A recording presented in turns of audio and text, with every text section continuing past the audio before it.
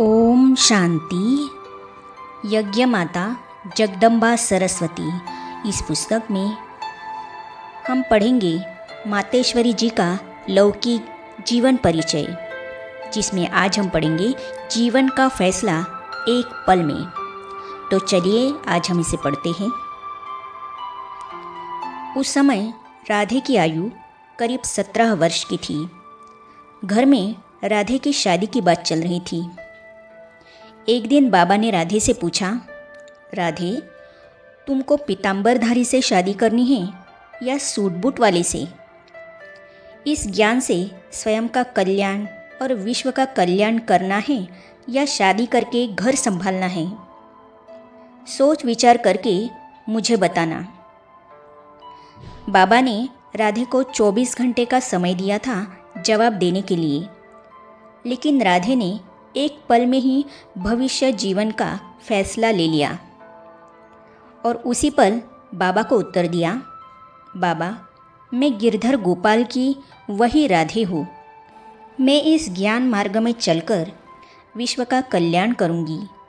उसी दिन से लेकर बाबा राधे के ऊपर ज्ञान की वर्षा बरसाने लगे और ज्ञान का कलश भी रख दिया। राधे सत्संग में ओम की ध्वनि बहुत अच्छी करती थी। आने वाले सब ओम की ध्वनि से बहुत आकर्षित होते थे। इसके कारण सब उसको ओम राधे कहने लगे। बाबा भी ओम राधे कहने लगे। इस तरह राधे का नाम ओम राधे हो गया। ओम राधे बहुत सुंदर गाती थी। जब उसने ओम मंडली में आकर क्या देखा और क्या पाया, यह गीत लिखकर गाया तो बाबा बहुत प्रभावित हुए। बाबा रोज़ उनको एक गीत लिख कर देते थे और ओम राधे उसे क्लास में गाकर सुनाती थी। जब ओम राधे गीत सुनाती थी तो सुनने वाले बहुत खुश होते थे और उनके दिल पर अमिट छाप लग जाती थी। धीरे धीरे सत्संग बढ़ता गया। उसमें माताएं भी आती थी तो कन्याएं भी आती थी। ओम राधे सो श्री अनुराधे। इसके बीच में बाबा अपने लौकिक परिवार के साथ कश्मीर चले गए। कश्मीर जाने के बाद बाबा रोज़ ओम राधे के नाम से और अन्य बहनों के नाम से पत्र भेजा करते थे। जिनके नाम से पत्र आते थे वे बहनें उन पत्रों को सत्संग में सुनाती थी। सत्संग में और वृद्धि होने लगी। एक दिन ओम राधे की छोटी बहन गोपी क्लास में बैठी थी। ओम की ध्वनि लगाते ही वह ध्यान में चली गई। उसको श्री कृष्ण का साक्षात्कार हो गया और वह उठकर डांस करने लगी।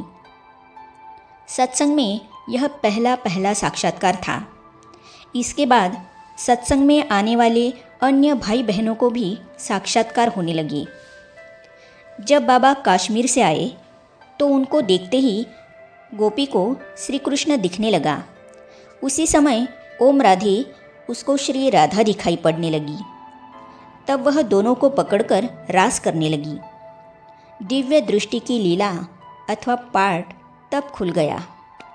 धीरे धीरे वहाँ आने वाले सब ध्यान में जाने लगे। श्री कृष्ण, श्री राधा अथवा श्री नारायण, श्री लक्ष्मी को देखने लगे और उनके साथ रास करने लगे। तब बाबा के मुखारविंद से निकली पवित्रता की बात। बाबा कहने लगे, बच्चे, श्री कृष्ण की राजधानी वैकुंठ में जाना है तो तुमको पवित्र बनना पड़ेगा। जो कन्याएं थी उनको तो कोई समस्या न थी।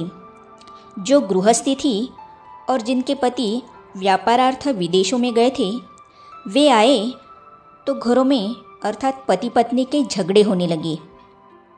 पति कहने लगे कि हमें विकार रूपी विष चाहिए। पत्नी कहने लगी कि हमने तो परमात्मा को वचन दिया है कि हम पवित्र रहेंगे, हम विष दे नहीं सकती। तो उनके पति सोचने लगे और आपस में बातें करने लगे कि आखिर यह कौन जादूगर आया है जो सबको श्री कृष्ण का दर्शन कराता है और उनको पवित्र रहने के लिए कहता है।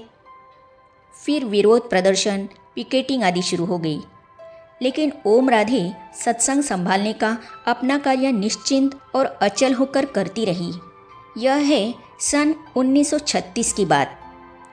कोई पूछता था तो बाबा कहते थे कि मैं तो कुछ नहीं करता, यह सत्संग तो उन कन्याओं माताओं का है, सत्संग वो कराता है। ऊपर वाला आता है, बोलकर चला जाता है। ऊपर वाला जैसे कहेगा मैं भी वैसे करने वाला हूँ, मुझे तो कुछ भी नहीं पता। ऐसे कहकर सबको ओम राधे की तरफ भेज देते थे। हमेशा बाबा ओम राधे को आगे रखते थे। गोपिका साक्षात्कार का पाठ पूरे 1 वर्ष तक चला। बाद में उसको टाइफाइड हुआ। हैदराबाद में उसने शरीर छोड़ दिया।